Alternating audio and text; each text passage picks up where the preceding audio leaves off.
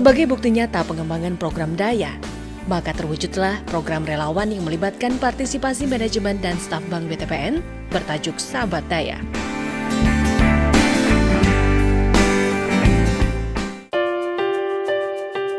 Dan untuk kiat sehat, maka berikut langkah-langkahnya.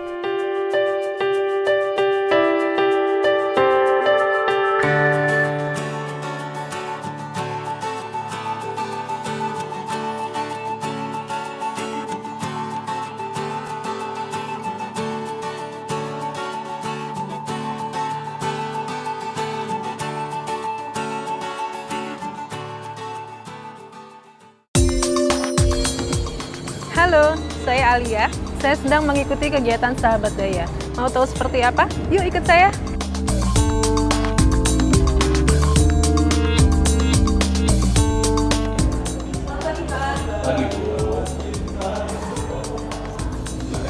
Terima kasih.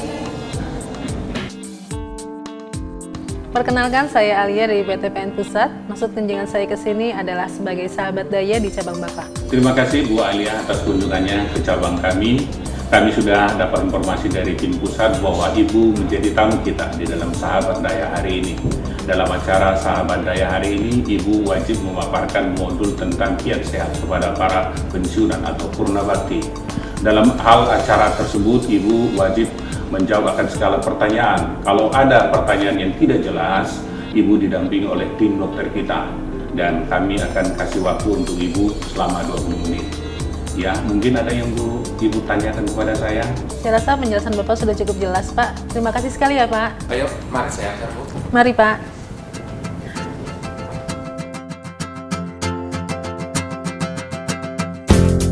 Semangat pagi. Apa kabar? Terima kasih untuk Bapak-Bapak dan Ibu-Ibu para Purna Bakti undangan kami untuk dialog interaktif hari ini. Hari ini kita kedatangan tamu dari Sahabat Daya, dari BTPN Kantor Pusat yang akan berbagi tentang kiat sehat dan tip-tip kesehatan. Untuk mempersingkat waktu, saya persilakan dan saya perkenalkan Ibu Alia. Terima kasih Pak Dompak. Assalamualaikum warahmatullahi wabarakatuh. Nah, untuk kesempatan kali ini, saya akan memaparkan kiat sehat demam berdarah melalui gerakan 4M+. Pertama-tama kita harus tahu dulu, seperti apa sih gejala DBD? Yang pertama, panas selama 2-7 hari. Lalu yang kedua, nyeri perut atau ulu hati. Yang ketiga, tanda-tanda shock. Dan yang keempat, timbul pendarahan. Nah, untuk panas yang selama 2-7 hari, itu kondisinya naik turun. Jadi untuk 2 hari pertama, panasnya itu amat sangat tinggi. Lalu hari ketiga dan keempat bahkan sampai kelima, itu panasnya mulai turun, dan itu adalah masa-masa kritis dari DBD. Untuk pendarahan berupa bintik-bintik merah di kulit, mimisan, lalu gusi berdarah, muntah darah, dan buang air besarnya berdarah juga. Sedangkan tanda-tanda shock, lemah, kulitnya dingin, lalu basah dan tidak sadar. Supaya kita tidak terjangkit DBD, maka kita harus mencegah dengan gerakan 4M+. M yang pertama adalah menguras. Jadi bapak-bapak dan ibu-ibu harus rajin menguras tempayan atau bak cuci piring atau bak mandi yang ada di rumah. Kenapa? Tempat yang kotor dan penuh dengan lumut itu adalah tempat yang disukai oleh nyamuk. Yang kedua, menutup. Menutup di sini adalah menutup semua wadah tempat kita menyimpan air agar tidak timbul jentik-jentik nyamuk Aedes aegypti. Yang ketiga, mengubur. Jadi bapak-bapak dan ibu-ibu kalau di rumah ada ban bekas, kaleng bekas, apapun bentuknya, wadah harus segera dikubur. Jangan disimpan karena itu tempat yang paling disukai oleh nyamuk untuk mereka berkembang biak. Yang keempat, memantau bahwa kita harus hati-hati Karena semua wadah tempat kita menyimpan air itu bisa menjadi sumber nyamuk Aedes aegypti untuk berkembang biak. Nah, plus selanjutnya adalah harus rajin menyemprot serangga atau insektisida. Dalam hal ini nyamuk ya.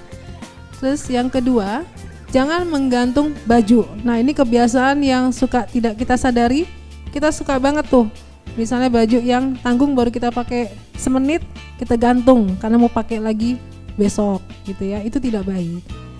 Terus yang kedua, kita harus memelihara ikan. Kenapa? Ikan itu akan memakan jentik-jentik nyamuk yang ada di kolam. Otomatis itu akan menghambat berkembang biaknya nyamuk. Dan yang terakhir, tidur harus menggunakan kelambu. Dari pemaparan saya tadi mungkin dari Bapak dan Ibu ada yang ingin ditanyakan? Ya, silakan Pak. Assalamualaikum warahmatullahi wabarakatuh. Nama saya Sarifudin, Purna Bakti BTPN Bekasi. Ada yang semua tanyakan Bu, masalah bagaimana ciri-ciri gejala demam berdarah pada seseorang. Terima kasih. Terima kasih Pak Sarifudin untuk pertanyaannya. Jadi kalau misalnya sakit demam berdarah itu kita harus hati-hati kalau dalam kondisi demam. Jadi demamnya biasanya dia 3 hari pertama demamnya amat sangat tinggi.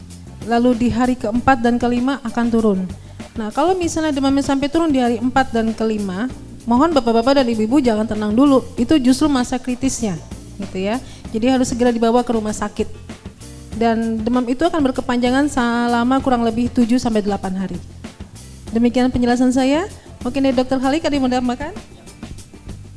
Sudah didengar Pak dari Ibu Alia? Sudah Pak. Seperti itulah model demam pada demam berdarah. Demam terus-menerus dan sepanjang hari. Selama kurang lebih 8 hari. Tapi di awal memang cenderung naik terus ya. Hari pertama sampai hari ketiga. Tapi di hari keempat, kelima kadang-kadang turun. Dan biasanya tidak disadari bahwa itu adalah demam berdarah. Sehingga perlu diperhatikan ketika ada keluarga yang demam terus-menerus lebih dari 2 hari, coba diperiksa ke dokter untuk mendapatkan penanganan lebih lanjut. Sekira demikian. Tepuk tangan dong buat Ibu Alia.